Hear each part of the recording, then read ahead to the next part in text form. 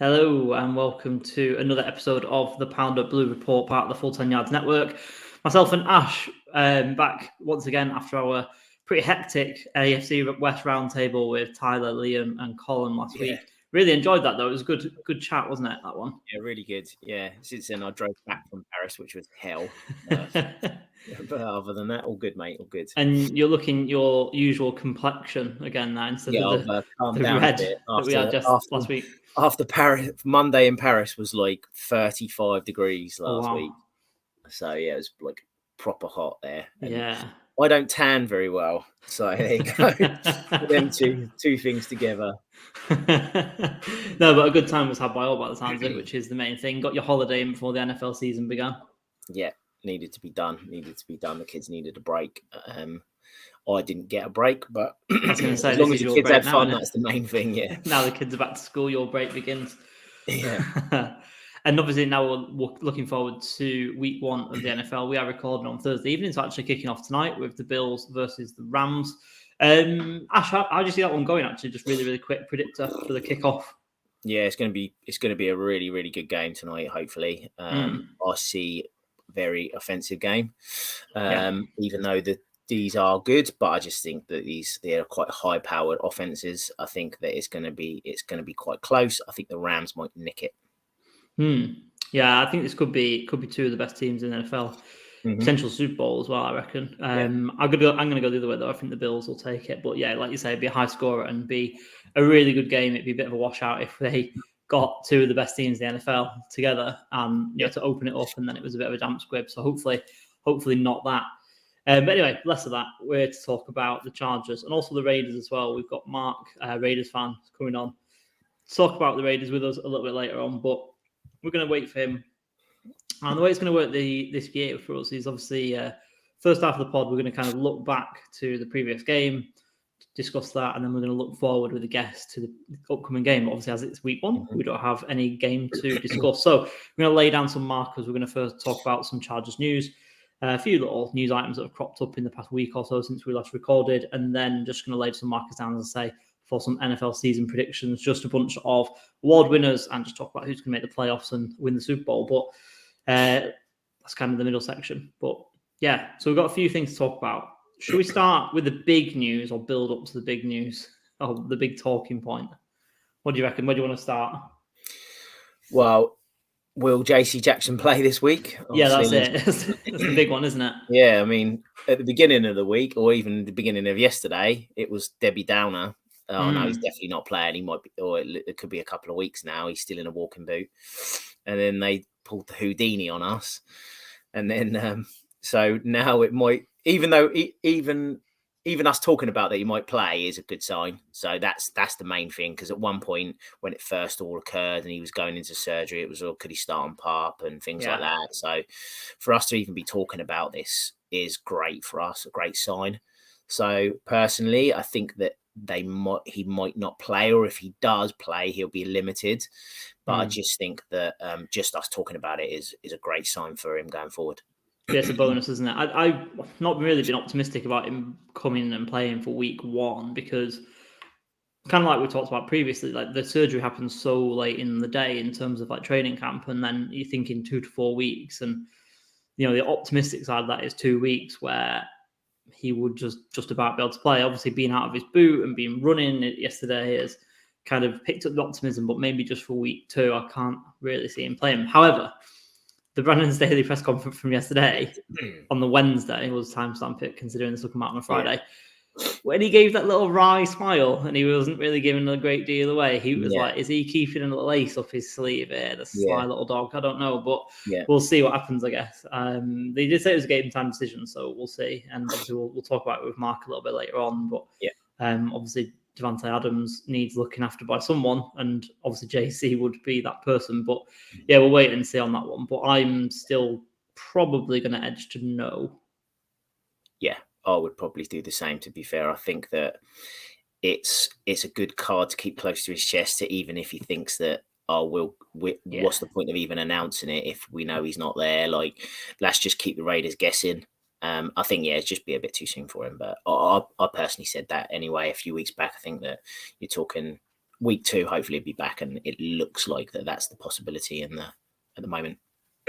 Yeah, no, sure. And obviously, next week's pod will have Liam back on, Chiefs fan, and we can't have him gloating about JC not playing and all this sort of stuff. So, we can't have that. And obviously, I think as much as we want him back, I think we need him back more for week 2 rather than this week. So I think there's some weaknesses elsewhere in the Raiders that we can expose. But again, we'll kind of come on to that a little later on with Mark, and as we kind of talk about the next week's game. Was it last week, Wednesday, that Sony Michel signed as well? Because obviously we had to put a little notice on our pod, didn't we, that he signed before. Now, was it Thursday last week? But obviously he has signed, and that's good news, isn't it? Yeah. So when we're talking about the roster predictions and stuff like that, we were thinking that Roundtree might be the cut-off point, really, and obviously it clearly was. So bringing him over, I think obviously they've brought him in. He's been part of winning franchises, obviously Rams, Patriots, etc. So obviously they think that it's a considerable upgrade on that running game. So yeah, I think that it probably worked out well, really, that when he signed and then the Roundtree got cut. I think it's definitely an upgrade for us. Yeah, man, and it's one of those things, isn't it, where I think you particularly mention this sort of thing quite often, more so than myself, but we've talked about it previously, is Telesco and the team always looking for these little upgrades that they can get when roster cuts happen and things like that. And as much as I think we said it on our first pod that we did together, that when you kind of put it to me of which position would you like to upgrade it, neither of us said running back, but it does look a lot healthier now, doesn't it, with Sony Michel backing up Eckler, and then Joshua Kelly and Isaiah Spiller can kind of go about their business without pressure on them, which I think is really important, because obviously Isaiah Spiller's a rookie, he's had injuries, and he's like not going to hit the ground running, because rookies, running backs don't, especially when they're 4th round picks. And obviously Josh Kelly has had his fumble problems, and he's still finding his sort of feet in the league. So it's nice that they are not like moving into every game thinking, right, I've actually got to perform, and going to get maybe 5-10 touches. So nice to have a seasoned veteran, a Super Bowl winner, a player who's got kind of a high floor in the league. He got almost 1,000 yards last year for the Rams. So a player who should definitely give us a boost in a running game that wasn't great last year, let's be honest, outside Austin Eckler. Yeah, definitely. And the last 3 years as well, we have kind of been counting on rookies. So, like, if you think about, we were hopefully expecting things out of Kelly. Maybe it was too much pressure on him. Then Roundtree came out last year.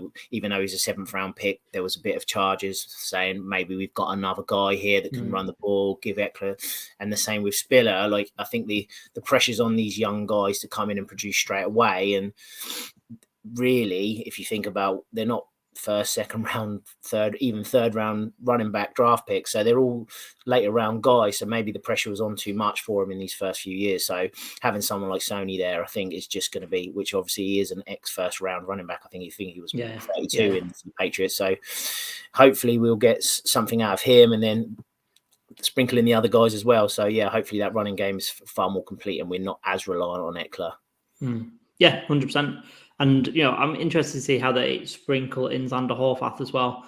Obviously, him kind of working his way into the fullback role, and then also kind of what can he bring to the table as a running back, because obviously he played a lot of running back, traditional running back at Purdue as well as mixing a bit of fullback. So kind of see how that goes as well. Obviously, super athlete. So it's an exciting little mixture of bodies that we've got back there, I would say. Definitely. To supplement what should be a good passing game, because it was excellent last year. So yeah, good news all round. Roster is looking pretty complete, and leading that roster, obviously we've got the captains announced by Brandon Staley. Just to reel those off, it's Herbert, Eckler, Corey Lindsey, Keenan Allen on the offensive side of the ball, and then we've got Derwin, Mack, Sebastian Joseph Day, and Bosa. So a bit of a change up, obviously a couple of sort of newbies, debutants, as you will, with Sebastian Joseph Day and Mack, but not really surprised with those two, because Staley talks about so much. He's obviously got a previous relationship with them. My kind of big one is like, Bosa, because he's never like struck me as like a vocal guy, but I guess like this off season he has kind of spoke about being like a veteran and how that's almost felt a bit weird last year, but now kind of moving in and kind of embracing it a little bit, and hopefully that'll kind of see him take his game to another level. But that was my only real takeaway from these captains being announced. I don't know if you had anything else that you wanted to mention really quickly on that. Yeah, no, just such elite guys. They're just such elite guys. I think obviously like people might be questioning maybe Sebastian Joseph Day, not obviously Chargers lads, but obviously people outside the franchise that don't know how much of a personality he is. But I personally think they were the 7 that I would have predicted, and they all came basically to fruition. So, yeah, some people might say, oh, maybe JC Jackson could have got in, or Slater, possibly Van Noy. But I just think those 7 guys that they've announced really are pretty much the heartbeat of this franchise. So, yeah. Yeah, absolutely. Yeah, I don't think there's too much more to say on that one, is there, really, to be honest? Uniform schedule, which was quite late, actually. I was kind of waiting for the uniform schedule to come out. I don't know why, but I really look forward to it. I don't really know why too much, because it doesn't really matter at all. Obviously, the massive mixture of white and powder blue, with just the one game in navy versus the Seahawks in week 7, and then the royal blue making its debut at home to the Dolphins 7 weeks later in week 14. I wish it was more navy and navy and royal. Sorry, I was going to say powder blue. Then there's plenty of that, especially here on this podcast. But yeah, I kind of wish there was more of them. It's weird, isn't it? Because other teams seem to play more in their alternative uniforms. Yeah, there's always been one thing I've always thought with the Chargers, is that I always think that they miss a trick with the navy, with the salute to service. Oh, yeah, that's a really good point. Tie it all in and do like a navy top with obviously like maybe like a special badge or something in. I've always thought that they should be able to do that. Obviously, with normally the home games, weeks 9 to 12 or something like that. It's a home game during that period. So, and funnily enough, it would be the Chiefs this year. So Chiefs, that primetime game, salute to service with a bit of navy would look very, very nice in my eyes. But obviously they haven't used that. But yes, it's normally white, and you see the powder blue, but yeah, it's weird that they never really have maybe made a thing out of that. I've always thought that they could have done something with that. Yeah, it's an excellent point. I've never actually made that connection. I just never thought of it as anything outside of the colour, to be honest. But yeah, no, an excellent point. Obviously, everyone talks about the uniforms being so great, but we'll never see 2 of them. Although they change up the pants and stuff like that. But I don't know. I'd just rather see the other 2 a little bit more. But look forward to it when we do see them. And then last item on our news agenda here, to start with the podcast. Did you see any of the second episode of All In? And if you did you have any thoughts on it? My big takeaway from that one was what I was piping on about probably a couple of weeks ago, and it was basically continuity. Like it's so good. Obviously, they brought in a lot of new guys on D, but their relationships are all mixed with the same people the personnel that we've had through the coaching staff. So I just think that having the offensive coordinator Herbert together with the same guys, the same basically front 3-4 guys on the offensive line, just the continuity of the team. And they were talking about how that breeds success and X, Y, and Z. And it's kind of been with the Chargers over the last few years, we've just had this revolving door of either a coach or a QB or an offensive line or something. And it's great that this offense really is all stuck together this year. So I'm hoping that it bodes well for the season ahead. Yeah, no, definitely. I thought the opening scene was quite interesting because it almost set the scene that the training session hadn't gone very well, because Staley was like chewing them all out and stuff like that. But I guess it's just the high standards that kind of struck me, that he kind of wants in every single thing that they do. And obviously it bodes well, doesn't it? I mean, we've talked about a couple of guys, obviously Michelle, we've talked about Van Noy, Sebastian Joseph Day, the guys that have got the rings in the building now, and they're going to want these high standards, and that's kind of what Staley's going to bring to it, I think. And that's just really, really encouraging. And that I think that just set the scene of the whole thing. And it just made me think, oh God, like, has training camp not gone as well as it could have done? Is that what they're kind of letting us into? But no, it was kind of more of like, this is the standards that we're setting, and it's kind of that dominant mindset that he was mentioning in the tent. And I tweeted out the other thing that I really liked was the Joe Lombardi thing, when he said, you have to.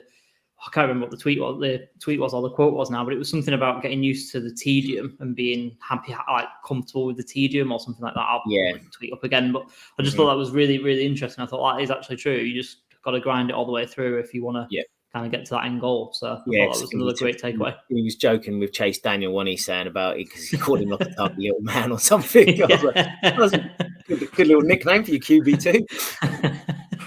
So, I like that. Because he's been doing this, like, you wouldn't know if he was like, it was the first snap in the Super Bowl, first snap in preseason 1. It's kind of what he's getting at. His mindset's been, that's why he's been a backup QB for 14 years or whatever he said. So it's like you said, it's all about, which we've struggled with, really. We've struggled mentality wise. I've always said that, like, we've always had really, really we've had some key players, gifted players, talented rosters, but sometimes our mentality has been so weak, and that's kind of stemmed down from some coaching. And I just think that this year it just feels different. It just feels different. I don't know why, but we've had big coaches before. Like, it's not like they've been weak-minded coaches, but I just think these are like, they're just different. They just seem different. They just seem well-oiled. They just seemed, I don't know. There's something that you can't quite put your finger on, but it just seems a bit different at the moment at the Chargers camp. Yeah, I would 100% say that, because I can't remember what you referenced it, but you said that some aspects of our play last year was soft, and I don't feel like we'll see as much of that. Yeah. This year moving forward, and I think that's kind of what we're kind of mentioning here, isn't it? And getting at. Yeah.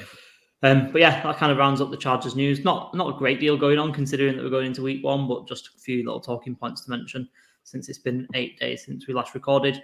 Yep. So let's move into the middle section of the pod and just nail some of our colours to the mast really with the NFL predictions. As always, I have put together a really low budget Google sheet for all of this, which I can't seem to find. Can I share it? Not that. Well, I might have to edit this bit out because I can't actually find it for the minute, but there we go. Share screen. There we go. There we have it. Right. Can you see that, my mate? I can. Fantastic. Technology is working for us today. Yeah. Just not my eyes.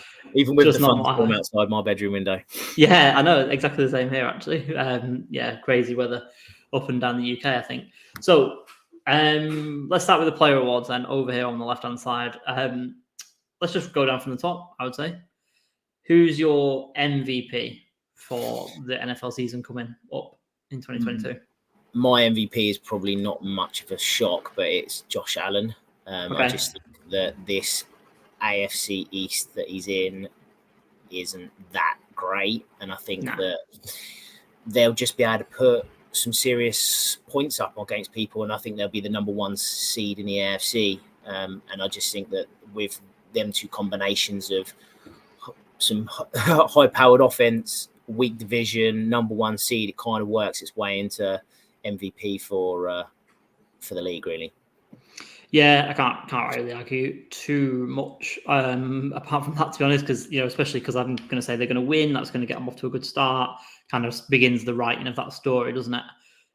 With regards to kind of that kind of march towards it. Because I always feel like with these awards, you need kind of like a bit of a story and a bit of like things to kind of hang your hat on, and great wins to hang your hat on.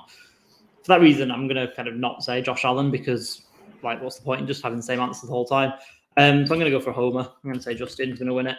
I think that, for a very similar reasons, to be honest. I feel like if we can kind of go out and win the division, I know last week I said that I don't think we will, but why not? You know what I mean? I just think I think it's all there for us and Justin to kind of vault himself in there, because I think the other thing you need, if not a story, you need like media hype.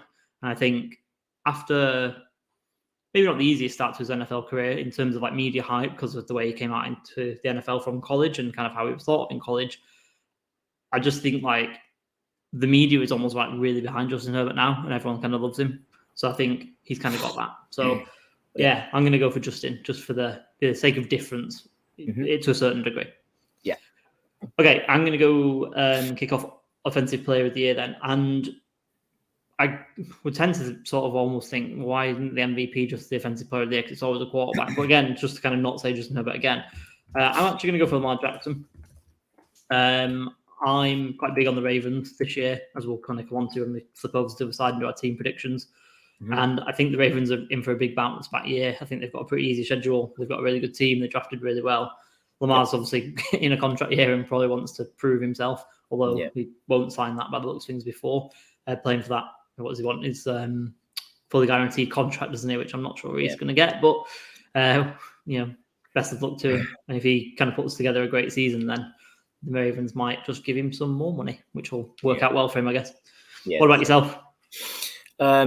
I've gone a little. Normally, if you look through the history of Offensive Player of the Year and MVPs, if a quarterback wins offensive player of the year, he normally wins MVP. Obviously not if it was MVP and offensive player, but if a quarterback wins offensive player of the year, it normally means he wins the MVP as well.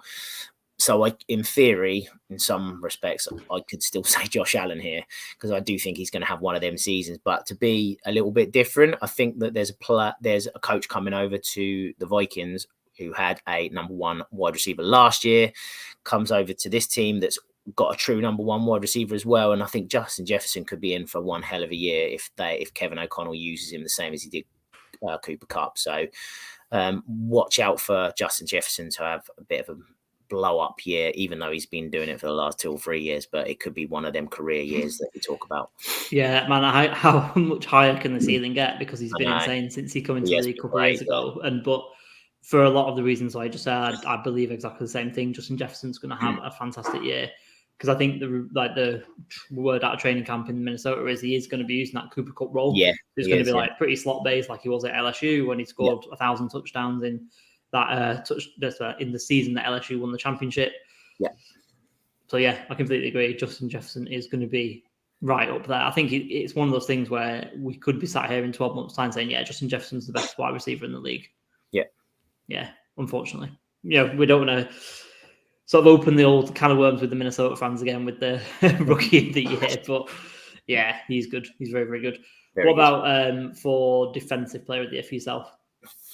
It's been tough, really, because there's quite a lot of players that, like, you could argue Joey, you could argue Aaron Donald again, etc. I just thought I'd mix it up a bit, and I think there's going to be a player that's going to have a great season. It's going to be one of them seasons where people look back and go, we should have seen this coming, and it's going to be Justin Simmons from. Ooh, I like that. Well, I don't, but yeah. I just think like he's been on that curve where it's starting to go up, and I think that you could see some big things from the Titans this year on D. I know they lost a guy. They lost Harold Landry, I think, to ACL, I think just a few weeks ago. Sorry. So yeah, it's going to be one of them ones where they might struggle with that a pass rush on the outside. Still got Bud Dupree, but I think Simmons could have one of them blow up years, and everyone's talking about how good this kid actually is and compare him with Aaron Donald. So yeah, it's one of them ones where I think it'd be an interesting bet definitely to put on, because there's not loads. Everyone's talking about the edges at the moment, like Garrett and Bosa and other players like that. But Simmons, he's probably maybe 7th, 8th favorite, maybe, I don't know, but it'd be an interesting one to see what he is. Yeah, like he is like the best defensive lineman, like not an edge guy, but defensive lineman not named Aaron Donald, I think. Yeah. And if Donald, for some reason, I don't know why he would, but if he has a bit of a down year, then people could work Jeffrey Simmons into that conversation of like being right up there with him. And if he's like really productive for Tennessee, and like you say, Harold Landry's now injured and won't play this year, the onus is going to be on Simmons and Bud Dupree and all these people to kind of step up. And if he does and has a massive year, then I think to have it, to not be Aaron Donald would be kind of good for a bit of difference.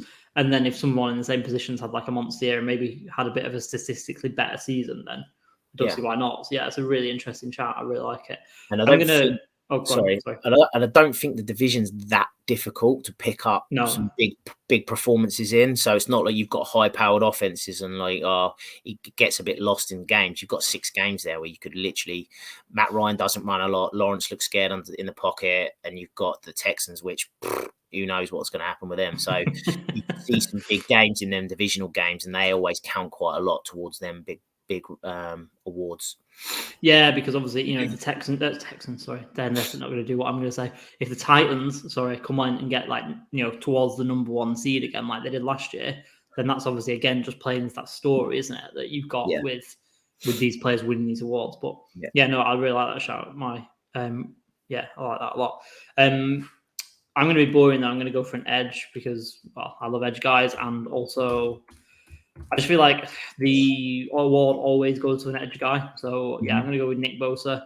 I just think he's just incredible. I think he's going to be again. I mean, I probably maybe go against the grain a little bit because I would say that Myles Garrett is actually the best edge in football, not TJ Watt, who seems to be like the flavor of the month at the moment.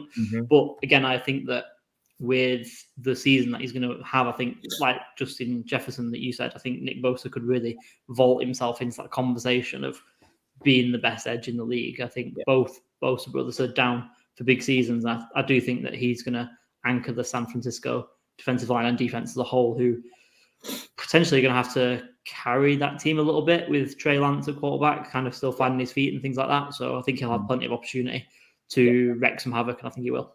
Definitely. Okay, so offensive rookie of the year. See, it's a difficult one, isn't it? Because it's no quarterbacks really who are going to really in the running unless someone gets injured early and like the rookie kind of comes in, Malik Willis or Kenny Pickett. But Kenny Pickett's not going to start for Pittsburgh straight away, nor is Malik Willis. So what does this mean we're going to do? We're going to have to go with the best running back, I think, in the draft and who came out, and that's Breece Hall from the Jets. I just think he's got a great opportunity. I think the Jets have drafted really well, and I think they could be a bit of not a fairy tale story. I don't know if that's the right word, but I feel like the Jets could potentially have like quite a reasonably decent season for Jet standards. I feel like they drafted really well. Obviously, Robert Saleh's there for his second year. Got that continuity thing that we've kind of been talking about with the Chargers. And, as much as he's going to be kind of splitting reps with Michael Carter, Michael Carter did really well in college in a kind of split backfield, and Breece Hall probably might like to kind of keep fresh in that and might be even more powerful and potent. And I think that offense is going to maybe take the ball out of Zach Wilson's hands a little bit, considering he was pretty bad last year. And it's going to lead to Breece Hall having quite a lot of opportunity. And because there's no kind of great wide receiver or great quarterback, I think he's in a good position to kind of win Offensive Rookie of the Year. Yeah. What about yourself, my man? I'm big on one player in this from offensive wise in this draft. I was massive on him. The fantasy guys I play with know how big I am on this guy, and I think he's going to be the number one wide receiver for the Saints after this year, and it's okay. Yeah, I was big on Olave too. Everything's set up for him to be. I know that they've got Thomason and Landry there, but I just think that'll just help his development. I think it'll get less double teams and things like that. Whereas at the moment, London and Burks and people like that, they are kind of like the focal point of their offenses. Whereas Olave can go under the radar and then just explode. I mean, I'm massive on route runners. He's one of the best to come out this year, and one of the best I've seen in the last few years, to be honest. I just think that he's got everything that would need to be successful in the league, and I think that it could be one of them years for him. Yeah, I was big on Olave in the draft cycle, so can't really disagree with any of that. What about on the defensive side of the ball for yourself? I'm going to go boring on this one. I was trying to be interesting, but I think just how much of a beast he's been in preseason, they've been talking him up to. Hard Knocks has shown it. I think Aiden Hutchinson is going to be right up there in contention for this year's Defensive Rookie of the Year. I think that he has been nothing short of very, very good, shall we say. And I think that it's just going to continue. I think that in that division, it's not like they've got hugely mobile quarterbacks. Maybe you're talking Fields a little bit, but that offensive line is pretty horrific. So I think Hutchinson can do more than enough to get Defensive Rookie of the Year. So yeah, no, I don't disagree. Like I say, Bears defensive line pretty bad. Maybe we'll mention Mark. We'll mention Alex Leatherwood later on, and maybe sort of needle in with that a little bit. But yeah, no, I don't think it's a bad shout. Like, great pass rusher, and he's kind of NFL ready in that sense as well. So I think he's going to have a big year. For me, I'm going to go for the other kind of big edge guy, and that's Kayvon Thibodeau. Again, I think he could cause NFL offensive tackles a lot of problems with his speed and just athleticism. And again, I think the Giants kind of set up. The Giants had a decent defense last year. They've added him and a couple of others to it. So I think, especially that defensive line, I think is really ready. With Azeez Ojulari and with Williams as well. I think Thibodeau, I think he could have a really good season. And I think if he can kind of put some sacks up in a hurry, again, not in the greatest of divisions, especially offensive line-wise, I think he could really stat pad and kind of work his way towards this award, really. Two edge guys taking Defensive Rookie of the Year. I think that's about right. For me, and you mentioned Hard Knocks, that's going to kind of influence my Coach of the Year. Obviously, I mentioned earlier on about having a story and things like that. Obviously, Hard Knocks kind of creates part of the story for you. And I think everyone kind of fell in love with Dan Campbell at the moment, haven't they? Everyone absolutely loves this guy. And, I think the Lions are on the up. And if, Hutchinson can kind of get defensive player of the year, defensive rookie of the year. Maybe if you get defensive player of the year, that'd be amazing. But if you get defensive rookie of the year, I think it kind of is a feather in the cap of Dan Campbell.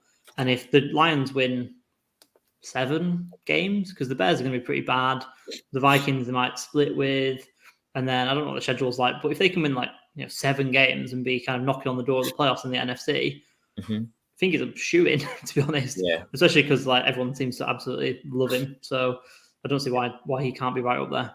What about yourself? I'm going to go homer on this one. Staley's my man. I tell you.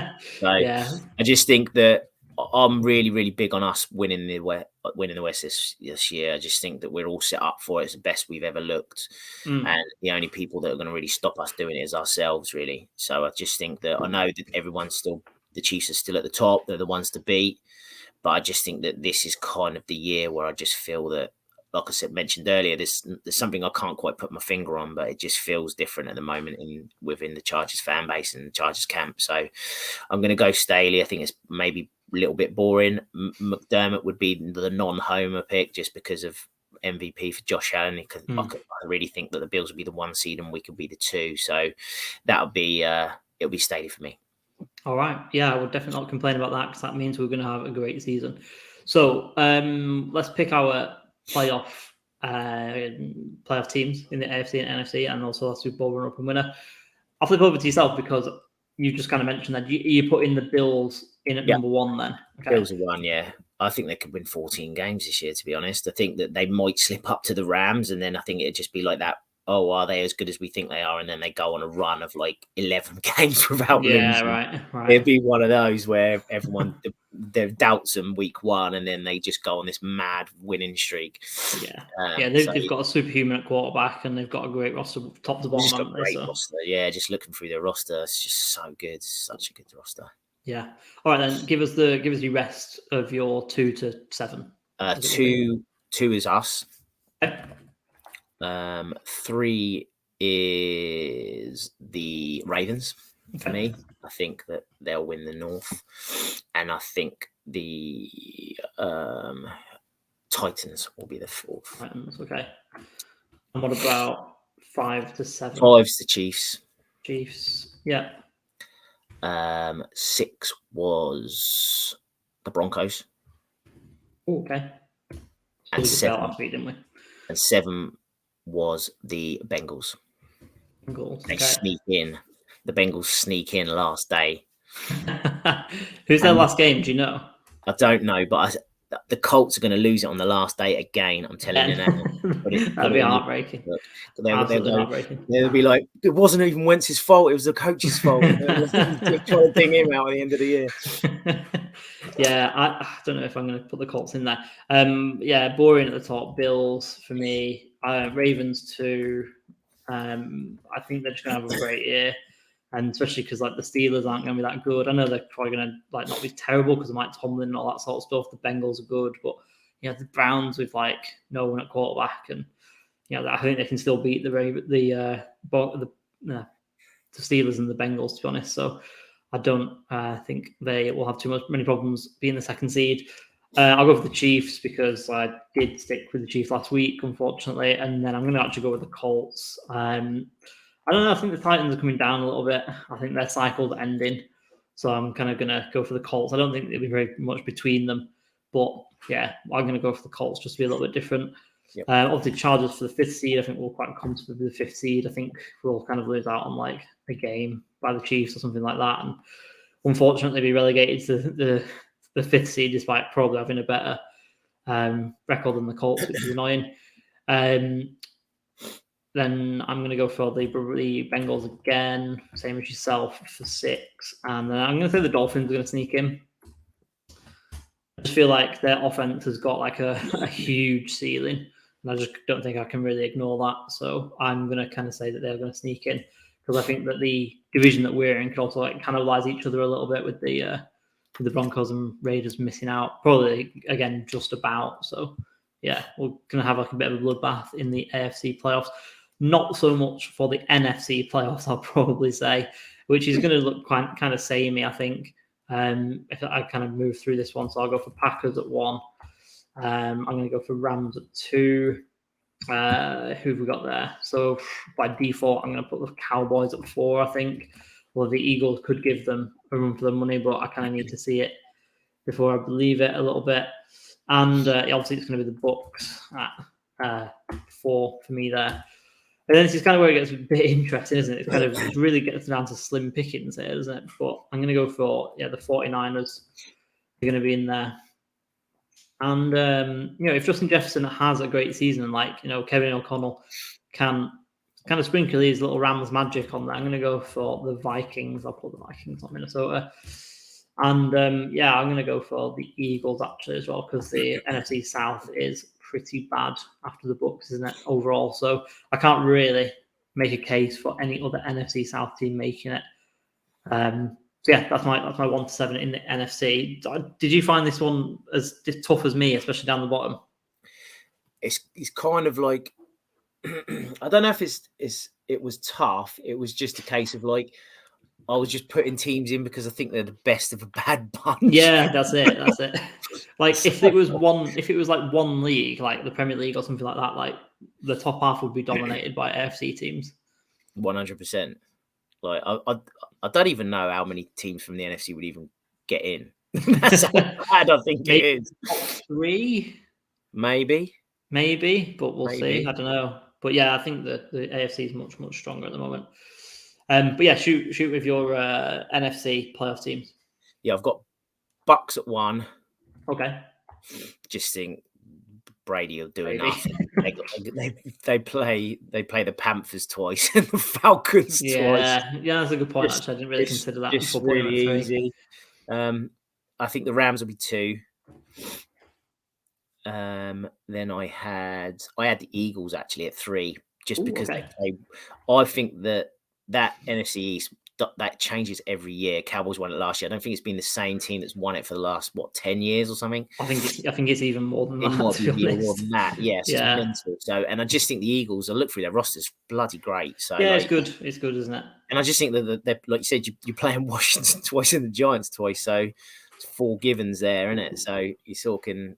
So I just think their schedule's not that difficult for them to be able to put in 3 seed numbers like for the East. So if it's not the Eagles, it'll be the Cowboys, just because I think that the division, that if they do well, they'll get in. Then I had Packers at 4. Then I had Cowboys at 5. And then I had Saints at 6. Oh, okay, right. And I had Vikings at 7. Saints at 6. That's bold. I suppose they're still good. Yeah. I just think they're on a bit of a downward spiral because we kind of rip on them every year, don't we, about their salary cap, and they have to let players go like Chauncey Gardner. Still got some great players though. They do still have some good players. They do. They do. Still got missing Sean Payton though. Isn't the NFC is not massively strong, and I think that they've got enough to, because they finished. I think they were they were second seed in the South last year, but the schedule of how it works, I don't think that the schedule was that difficult for them to make it. So I personally think the 49ers is a harder schedule because obviously they made it last year than the Saints, and I just think that there's going to be a battle personally between the Vikings, the Saints and the 49ers. 2 of them out of the 3 will get in. I just think the hardest schedule, if you look at it, is the 49ers. I think that's where they might fall down. Yeah, that's fair. I don't know when they play Arizona, but obviously Arizona only play for half a season anyway. Fortunately for us as well, because we played them in week 11 or 12 or something like that. So they'll have given up by then as well. So yeah. But anyway, who's your Super Bowl winners and runners up? I think it's going to. I really think the Bills will win it this year. I just think that they're so strong everywhere. Bills over who?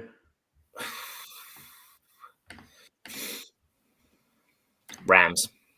Bills over Rams, so a repeat of tonight, starting the season. Pains me to say it a little bit, to be fair. Yeah, I mean, they're probably going to be there again because I'm going to say we're going to be in the Super Bowl.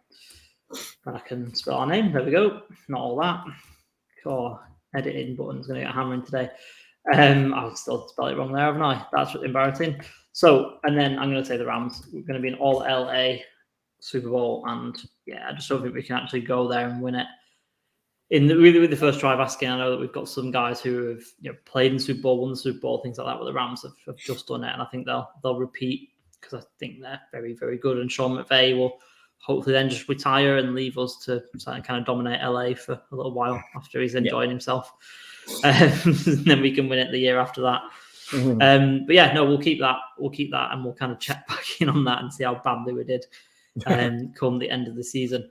But if we kind of flip away from this for a second, and we're ready to bring our guest on, moving to part 3 of the podcast where we preview the Week 1 game with our Raiders fan. We'll bring him in now, Mark Steele. Mark, how you doing, buddy? You okay? Hi, I'm good, thank you. How are you? Yeah, we're good. Have you you've been sat there for a little while listening to us talk about the Chargers? Are you ready to talk about some Raiders now? I am. I'm surprised that you threw some shade on us as well. Like that's not what getting into the playoffs at all. One year's had the Broncos ahead of us. I feel a little bit hurt, Well, that's what we're here for, to be honest. Yeah. So, Mark, obviously, could tell the listener and the viewers a little bit about yourself, like who you are, where you come from, how you supported the Raiders, and why you made that decision. Yeah. So, well, as you can tell by my accent, I'm a Newcastle upon Tyne native, but I actually live in Liverpool at the moment. I started following NFL like in the 80s. We used to have this NFL annual in the school library. When I was a kid, 7, 8 years of age, I used to read this NFL annual all the time. And I think it was around about 1986 when the Bears would just come across and won the Super Bowl. And, being a kid coming from Newcastle, and reading about these 6'4", 350-pound athletes, America just seemed like another world. It just seemed like another world. And they seemed like superheroes.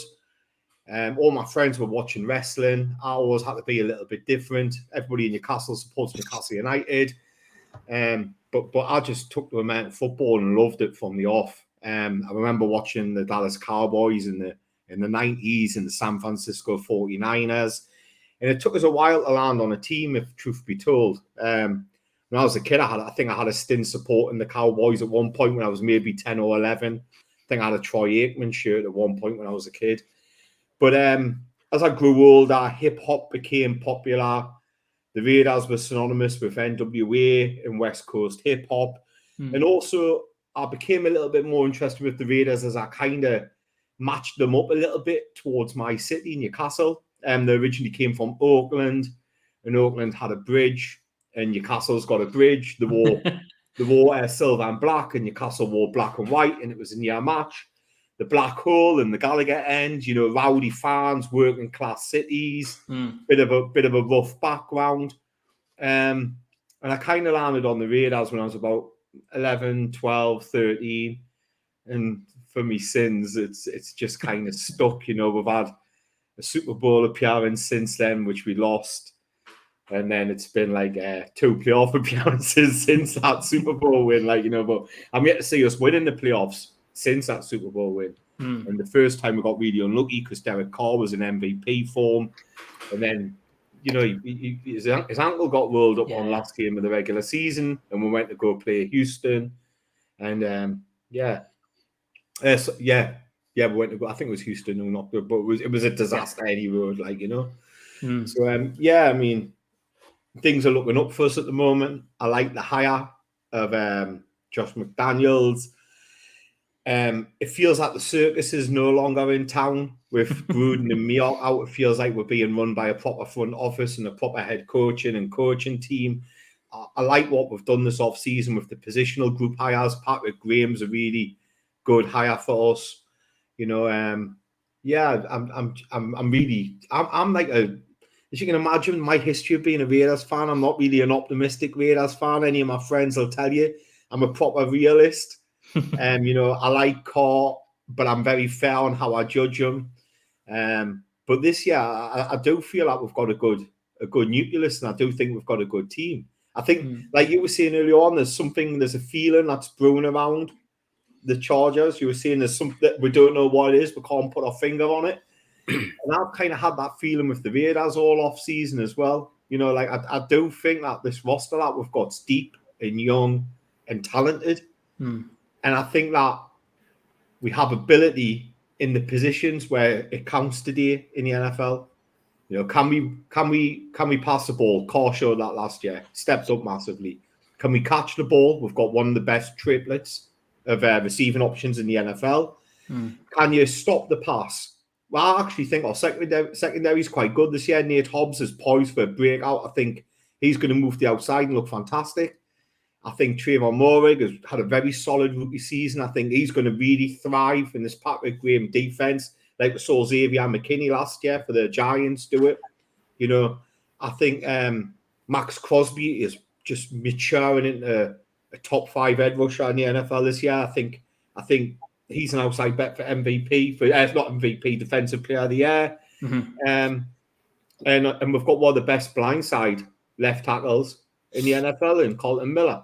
So I think in the areas where you win a game, rushing the passer, passing the ball, catching the pass, stopping the pass, and protecting the passer, I think we've got all those boxes ticked, which I kind of think is good for us. It's been a while since I've had that confidence, you know? Yeah, no, definitely. I think we both said last week, didn't we, Ash, that the Raiders are a good team. And like we said, all four, like we all said before we started recording, all 4 teams are very, very good this year. It's going to be a bit of a tough division to crack. Yeah. They've got what we've all kind of like felt like we've always had in some respects over the last few years. We've kind of had them really elite talents in little pinpricks of our roster, but then when you break the rest of the roster down, it's when you start to worry. And I feel like with the Raiders this year, I think that they feel like we felt last year, whereas we feel like we had everything last year to be able to compete, but the depth let us down last year. We didn't quite win some of them matchup battles when we needed to count on our depth of our roster. And I think that's where the Raiders might get let down this year, because you can't deny that they've got some really, really elite players. I mean, Devontae Adams, Max Crosby, Chandler Jones, Nate Hobbs was great last year. They've got some really, really good players, but it's the depth there where we struggled with the Chargers last year, where it just didn't quite click. And that's why, for me, though it felt different last year, it feels really different this year, and in more of a calmness. I feel really comfortable with the Chargers team and the roster, and I don't look at it and go, but what if? I just feel really calm. And I think that with the Raiders, it would still worry me with some of the depth pieces this year. Yeah, I think our depth is slightly underrated. You know what I mean? I think our depth is slightly underrated. Like, I look at our secondary and I think, right, okay, we've got Rocky Sin on one side, who's kind of underwhelmed, but I like them in the draft coming out of Temple. He's playing press man. That's a Patrick Graham system. He's got a wrestling background. Played press man at Temple. When I've done my scouting report on him, and if anybody knows me, I watch corners and I watch wide receivers like 99% of my lifetime. You know what I mean? And Rocky Sin was a press man corner coming out of Temple. He's played a lot of zone coverage in the NFL. I think we're playing to his strengths. I'm pretty confident in Rocky Sin and Nate Hobbs moving outside. I think Nate Hobbs is going to really make a jump this year. He played nickel last year for us. I think we'll still see him in the nickel sometimes. I like Amphy Everett. I liked him again coming out of Bama. When I watched him, my scouting tape on him was when the year he came out, really athletic, really sticky in coverage. Just didn't have the ball production. Doesn't make a lot of, like, he's not going to be an interception machine, but he's going to make it hard in coverage. I like the pickup that we got from him. So I like the 3 corners that we've got. Beyond them, we've got Amick Robertson. I liked him coming out of Louisville, however you pronounce it. He was really feisty. I watched some tape against him against bigger wide receivers, and he didn't back down. I think we're pegging him as a nickel. I'm not overly sold on him in the NFL. I think 5'8" corners struggle. And beyond him, we've got Sam Webb, who was an undrafted free agent, but he's got that 6'2" length. He's got that athletic profile that Patrick Graham wants. And he did really well in preseason. And that's the thing with this defense. Patrick Graham had a system that done well in preseason. And I know people say, well, it's only preseason. But we didn't start our starters on defense, and they were going up against starters on offense. And they were still shutting teams down. Like, the Patriots played their starters for 2 quarters, and they couldn't put points up on us. And we were playing our second string defense, which tells us that the system's good. Yeah. And I think yeah. when our players like Hobbs and Morrig and those do come in, I think we'll start seeing more turnovers. The position I am worried about in our safety is Abram. It's strong safety. He's not been the best in coverage, although his profile and his combine results should be brilliant in coverage. He's dead athletic. He just seems not switched on for it. Yeah. But we've brought in Deron Harmon, and I think Patrick Graham will have different roles for those kind of players, and we'll see maybe Harmon coming in when we're going into quarters coverage, and we'll see Abram coming in when we're dropping him down into the box. I think we'll see him blitz a lot because he is a very good blitzer. So the secondary doesn't worry us too much. Even at linebacker, I think we've got the linebackers are kind of like a running back of the NFL these days. It's a stable of them. And unless you put Fred Warner or Darius Leonard, just chucking bodies on for situation.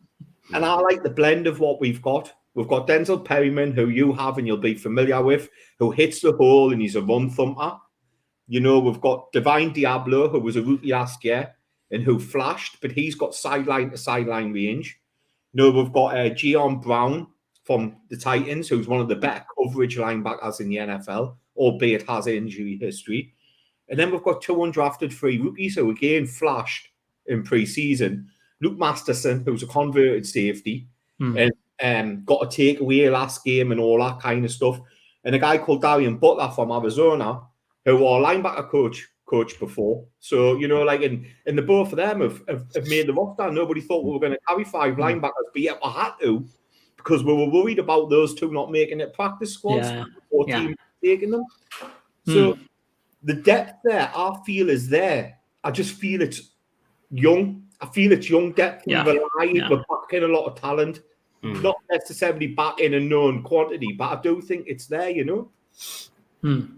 No, definitely. I think it's a really good rundown. You know, like you say, I think your knowledge of the Raiders, and that's why we've got you on there, is obviously going to be far, far superior than ours. And obviously we were all pretty down on the Raiders. I think even Tyler, the Raiders fan that we had on last week, was fairly down on the Raiders, you know, especially you know, he actually picked out the secondary as not being a big strong point, but thinking of the strong points before we move on into the weak points of each other's teams, you know, is it up front with Max Crosby and now Chandler Jones?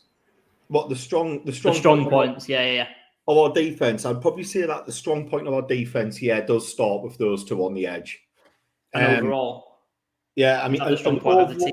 Overall, the strength of our team lies in them triplets and in that them catching ability triplets. Pick your poison, Lee.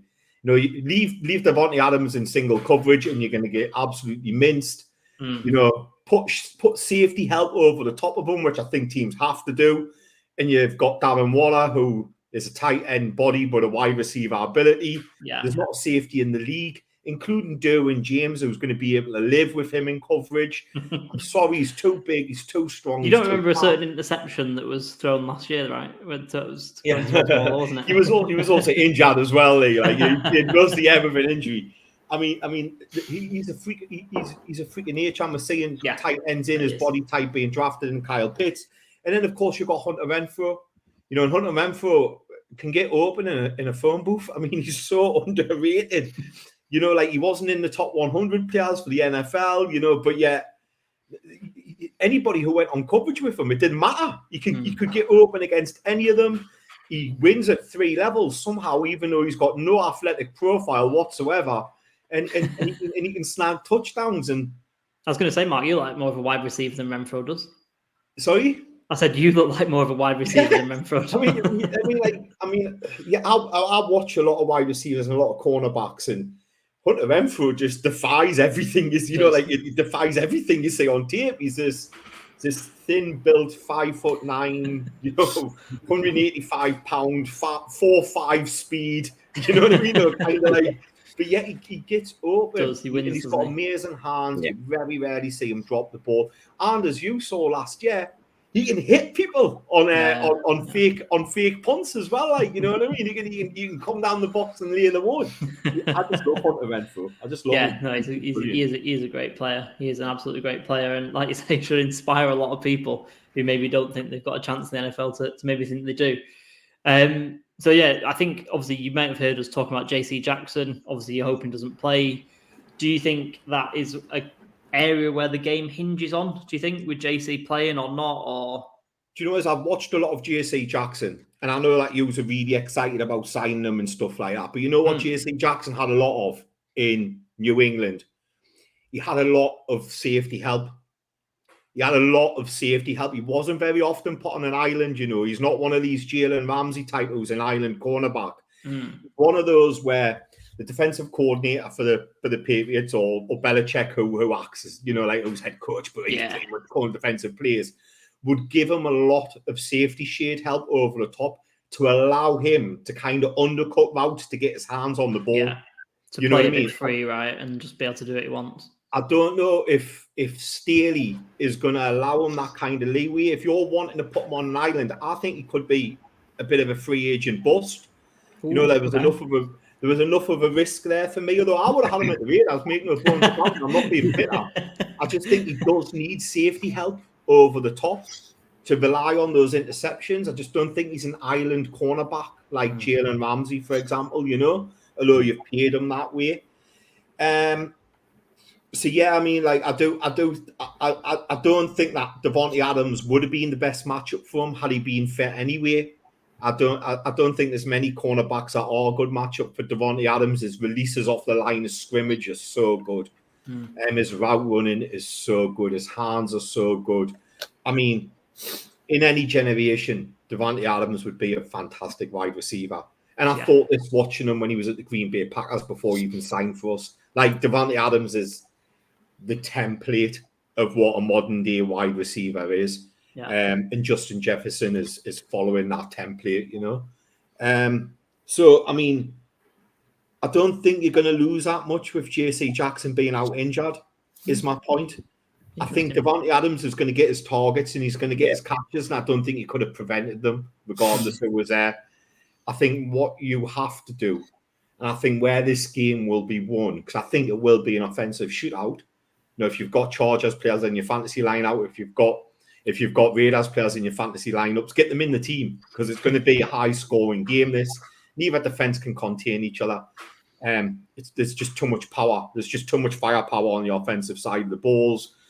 I think it's going to be won or lost in the red zone. You know, like if you're settling for a field goal or two in the red zone, and the other team's punching in 7, I think that's where it's going to be won or lost. I think we're looking for defenses to step up in the red zone and make a stop and hold somewhere 3 points twice. And if we can do that, whichever team does that will run out victorious, I think. Yeah, it's a really interesting point. I think, like you say, it's going to come down to execution, which is something that we struggled with last year and reason why we lost a few games. But as much as we're worried about Davante Adams and, like you say, the 3 big weapons that you've got, obviously, Ash, talk to us about, let's wrestle back some of the momentum here. Let's talk about the Raiders' offensive line. It's bad, isn't it? Ash, talk to us about it. It is pretty bad. Like, we were talking about it last week with what we're used to as Chargers fans. And when you haven't got key offensive linemen, and even if they're just average, we know as well as anybody, offenses don't click as well as you hope they do. Like, we've had Keenan Allen, Rivers, even back when we had Ryan Matthews and other players like Gates and stuff like that, we had big time breakdowns on our offense because our offensive line was a shower of shit. Basically, they were terrible.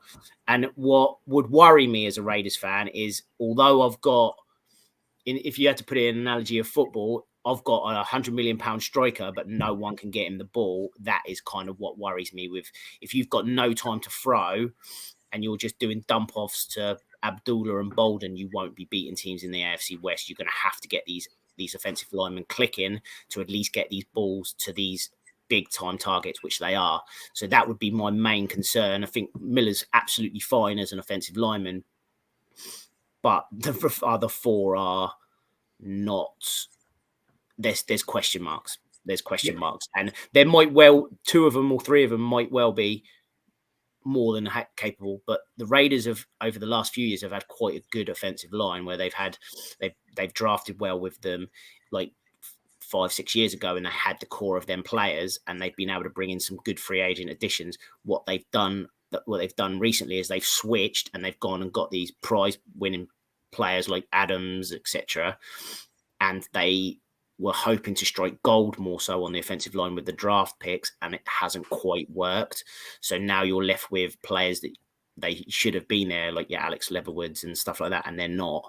So you're going back to the depth players, and I would just worry, just because you can get away with things in an offensive line if they're okay, but if they're not okay, it can go very wrong very quickly.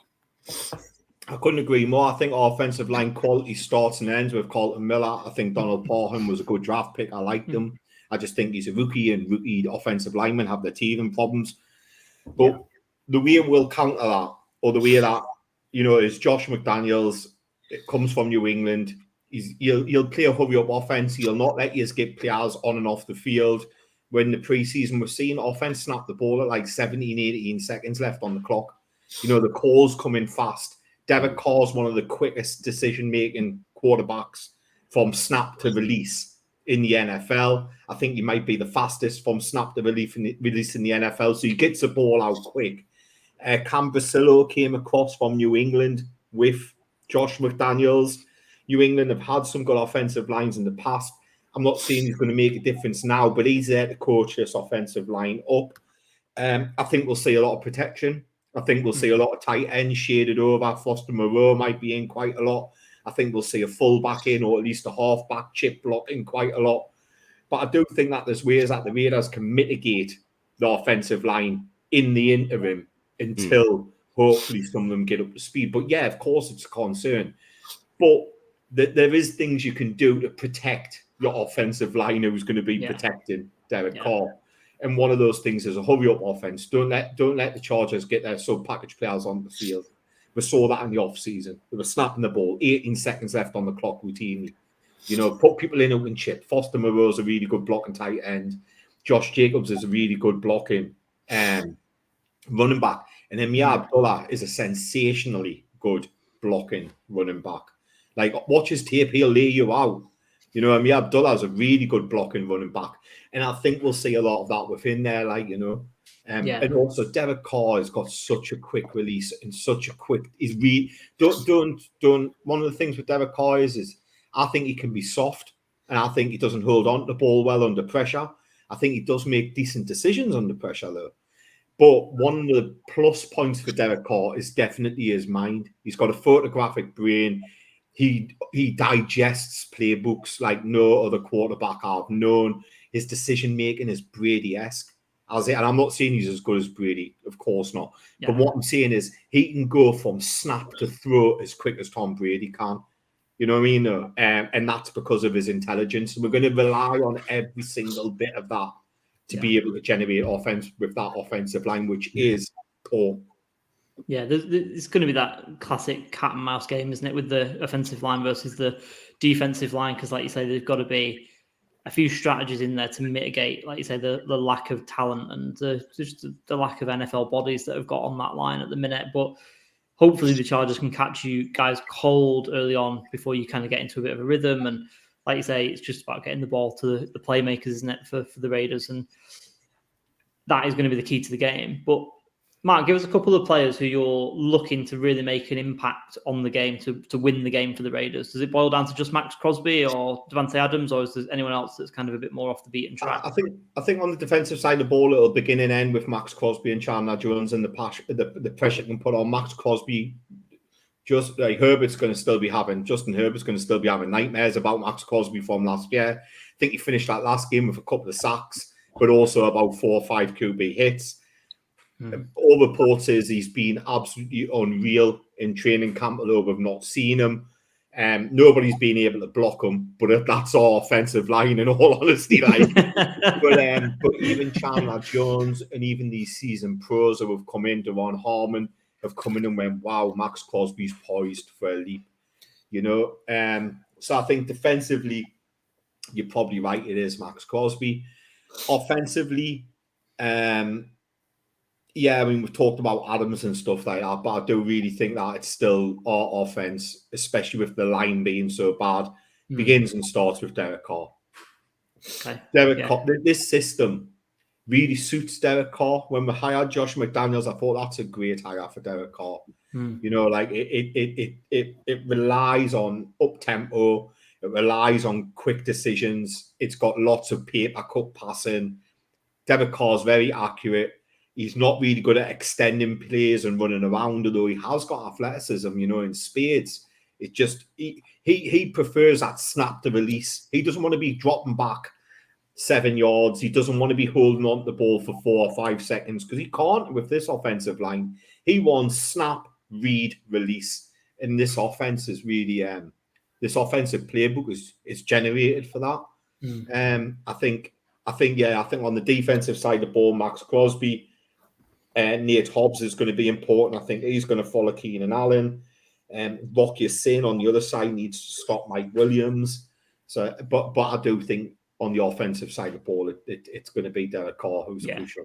Yeah, that's fair enough. Ash, what about yourself? Like, where do you kind of see this one going in terms of the Raiders and ourselves? It's going to be. I think it's going to be quite matchup dependent in this game because I think, like you said, you've covered all these elite players, and it's only going to take one of these guys to have a bit of a stinker of a game, and all of a sudden the matchup really goes in favor of one team or the other. I think that if Chargers can play maybe just one deep safety to cover, I think he's right. I think Adams is going to get his targets and he's going to get his catches and probably a touchdown. No matter what, even JC was playing, I think that it's going to be about maybe stopping these other weapons. If Carr can dunk his way down the field like he's always done with us, he's kind of ripped us up little by little rather than these big plays. I think if we allow him in that sort of to get into that groove, it could be one of them games where it's really, really back and forth. On the flip side, if we can stop that early and we can make him have to hold the ball and go for these big yard plays because they haven't got the time to dink and dunk and get their way down the field, then it could become nasty. So it's just a case of if they play to their fundamentals and you allow the Raiders to do what they're good at, it will become not a very nice watch for the Chargers because I just think it'll be a really frustrating game for them because they know how to stop them and they can't. But I think that if they do start, and this defense, obviously it's got the stars to do it. We've never really had. He's always been double teamed. Now we've got Mac alongside him. We've got 2 run stuffers, which we've always been horrendous to stopping the run against. The Raiders, especially, Jacob's been tearing us out the last couple of years. So we've got Sheldon Day, we've got Austin Johnson now. So if they're not gaining these yards and they're now on third, they're like 3rd and 11 or 3rd and 7 or 3rd and 8. We've been giving them like 3rd and 1, 3rd and 2s for the last 2-3 seasons. So that's when the game can be hinged on, can Carr step up and cut us up. And I think that's one thing where the Chargers might be able to use some disguise and then break away with some big time scores and some short fields.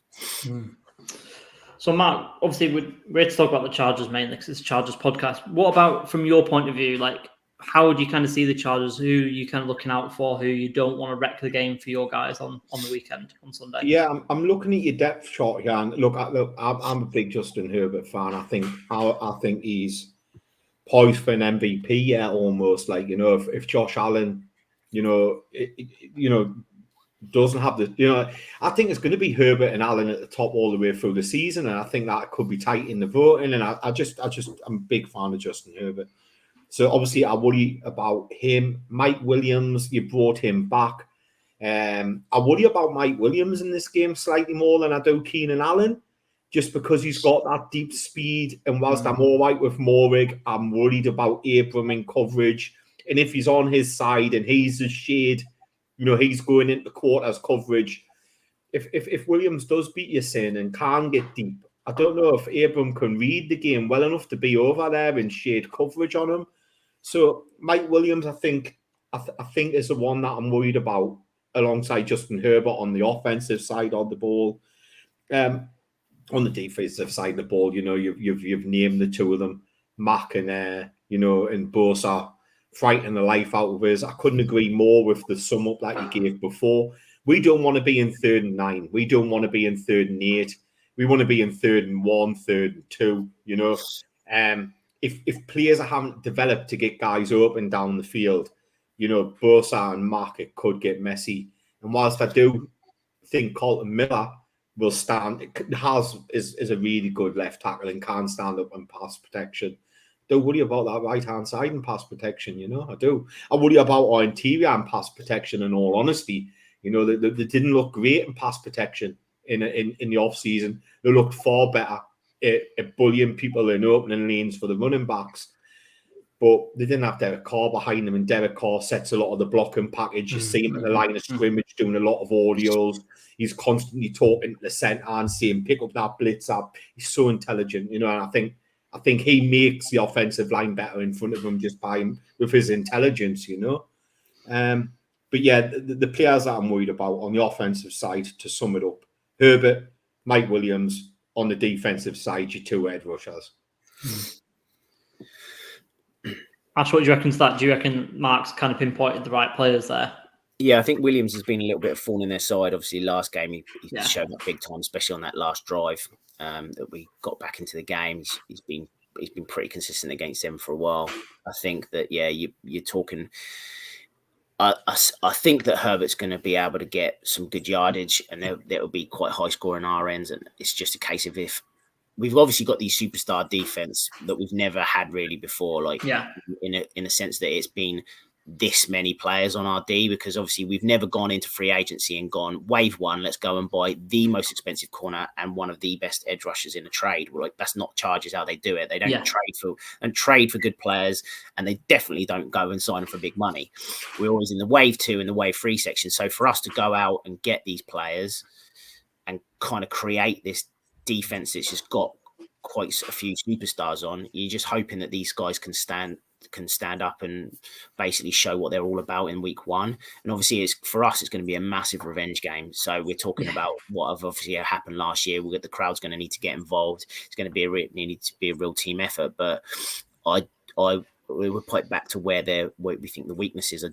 I would worry about how they're going to stop both of them edge guys, and especially if that pocket doesn't hold up for Carr, then you can see Staley will get very interested in maybe dropping Derwin into the box and maybe blitz with Murray or blitz with even players like Callahan and things like that. If they're close to the line of scrimmage, you could see some disguise and stuff. And if you can get him flustered, and then he's got to go for these big yardage plays, like you said, you're getting him into 3rd and 9s, then it can become quite an interesting game. So I think it all happens, like you said, with the key matchup is their offensive line against our defensive line. If they hold up, this could be quite a shootout, because I think the Chargers will put up points.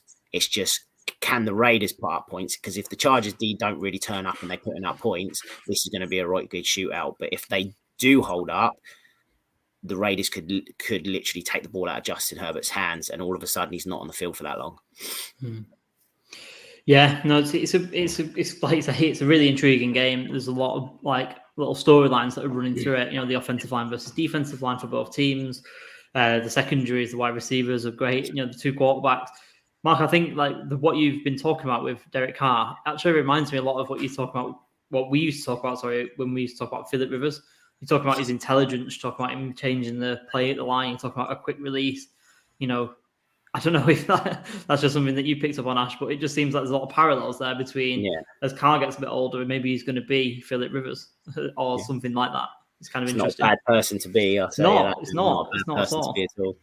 It's terribly underrated, Derek Carr. He gets so much stick, but he really is. He really is a fringe top 10 quarterback. I think last year he proved to me that he can be a leader, which is, we all know he's a good person, but I want to know, could he lead teams through adversity? We had a lot of adversity last year and still got the playoffs. And a lot of that was down to Derek Carr. He threw for almost 5,000 yards. And I think this year he's going to throw beyond that, He was tremendous last year. He was throwing the ball downfield. He was taking chances. He looked like he had a point to prove, and he did last year. And I think this year, I think he's just maturing into this 30-something-year-old. I think he's 31 now, and he knows who he is, and he knows what he is, and he knows what he can do, and he's not bothered about the chatter in the background anymore. The beat writers at the Raiders seem to love to give him stick, but I'm not like Derek Carr's the second coming of Aaron Rodgers and Tom Brady.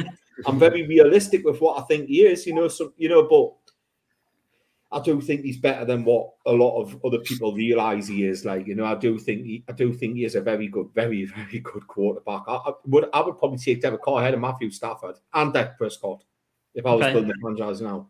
So this kind of builds into my kind of the final point before we get some predictions from the three of us and kind of close out the pod.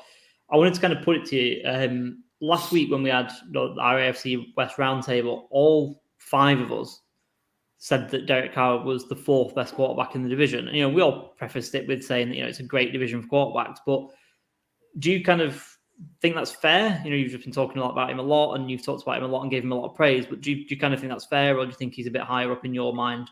I think this division probably contains 4 top 10 quarterbacks. There's no shame in being the fourth one in this. Yeah, in this you could argue division, that right? Derek Carr's a 10th back quarterback in the league. You know what I mean? Or I certainly think he's better than Dak Prescott. I think he's a better player than Dak Prescott. And you're already seeing we've got 4 top 10 quarterbacks. 4 of the top 10 quarterbacks are in this division. Saying that though, I think Russell Wilson has been living a lot of reputation these last couple of years. I do think that last season, he was partly to blame for that Seattle Seahawks demise. And I think they've let go of him, I think, at the right time. I think a lot of what Russell Wilson is reputation. I think if we look at his statistics over the last 2 years, he hasn't been what his reputation has. I don't know if he's in a little bit of decline now. You know what I mean? No. But I would certainly say that Mahomes and Herbert are in their own different tier. Yeah. I think them two are in their own tier. They're ahead. Whichever way you want to put it. You know what I mean? I think there'd be a little arguing, but I do think that they're in their own tier, miles ahead. The other two aren't as good as them, But then I do think there is a debate about Russell Wilson and Derek Carr to who's number 3 and who's number 4. I think that's fair. If I was building a franchise, I'd take Carr because he's the younger one. But if I was looking at reputation and maybe history, I'd take Russell Wilson. But if I was looking at recent seasons, I'd take Derek Carr. I would have took Derek Carr last year on yesterday's form over Russell Wilson every day of the week. And obviously, you're talking about decline, and the Broncos went ahead and gave him that contract, so that could end up looking pretty bad in a couple of years' time. His game relies so much on extending plays and mobility, and he can hold on to the ball long. And I think half of that's due to his size. You know what I mean? He has to move outside the pocket. Say that with Kyler Murray. Whilst I love Kyler Murray and I love Russell Wilson. You know what I mean? They've been two fantastic. Russell Wilson's been a sensational quarterback over his career. I do think the signs are there for decline. And look, the Seahawks trading them. I think in 2 or 3 years' time, they got all them picks and they'll get all them draft talent. I think the Seahawks will sit back and go, "We won that trade. We won that trade. We've now got Bryce Young, a quarterback, and we've got Will Levis, a quarterback, or whoever they might take this year in the draft. Stroud, whoever they fancy." And the Broncos might go, "We've got this quarterback now who with that look that you're making there, like rubbing the ribs and whatnot." And he's numbered on a big contract that they can't get out of. I do think that there is a debate to be had between Derek Carr and Russell Wilson, who's better at this stage of their career. And I think that's a valid discussion to be having at some point. Yeah. Well, we will see as the season progresses, but let's get into some predictions and close this out. Bookies have it pretty close over in Vegas, obviously, where the betting capital of the US is. Chargers 3.5-point favorites. Obviously, being at home, that's pretty even. Giving 3 points just for being at home almost. The over/under is 52.5, which I'm not a betting person, but 52.5 looks pretty good for an over bet for me, for my money. Mark, we'll come to you as the guest first. Give us a prediction. Maybe if you don't want to give a scoreline, then maybe give us a margin of victory or something like that. But go for it. I think the bookies have got this dead right. On William Hill, when I checked just before this pod, there was a 3-point swing. So you've read 3.5. That might be on another betting site. On William Hill, they're giving it 3 in favour of the Chargers. And the over, I think it's going to go over the over. Because you're playing at SoFi, because it's the start of the season, I'm probably going to agree that the Chargers are favourites for this and the Chargers should win this. I think the line's probably right. I think it will be a field goal, or it might be 4 points. That is the difference maximum. Like 3 or 4. Like it won't be like somebody won't blow somebody away. I just don't see that. But yeah, I'm gonna be honest, and I am gonna say it's a grudge match for you. There is a lot of narrative there.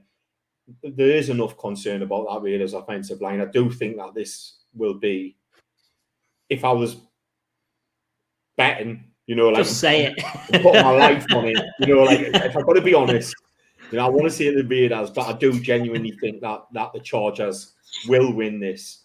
But you really didn't want to say that. I do think it'll be ridiculously close. Like either team can either win it on the last drive close, Yeah, I think that's fair. Ash, what about yourself? How do you see this? Do you see it fairly similarly?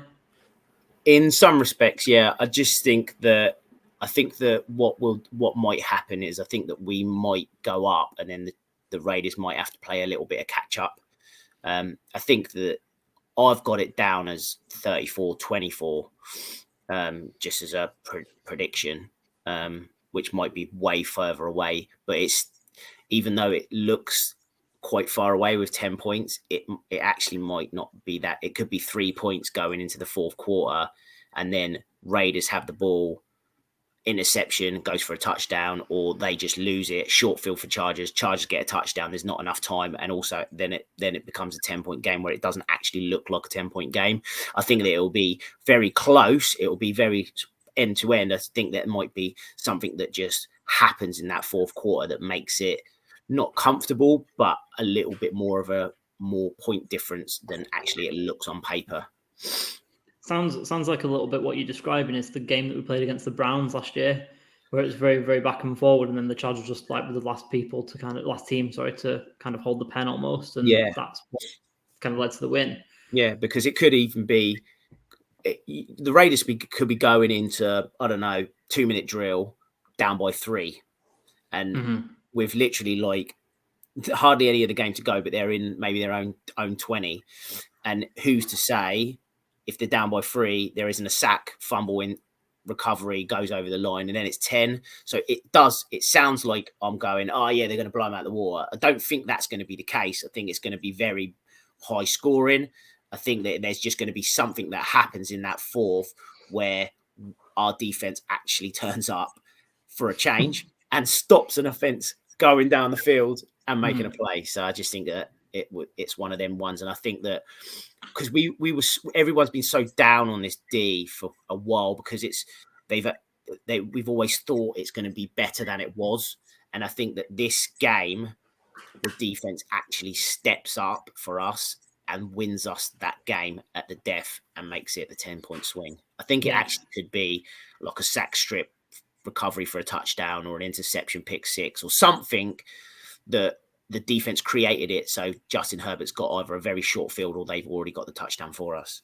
Yeah, that's fair. I mean, the TV ratings would definitely go through the roof if that was kind of the ending that was in store for us. But yeah, I think the over, I think that's a pretty low over for this game, 52.5. I've got it.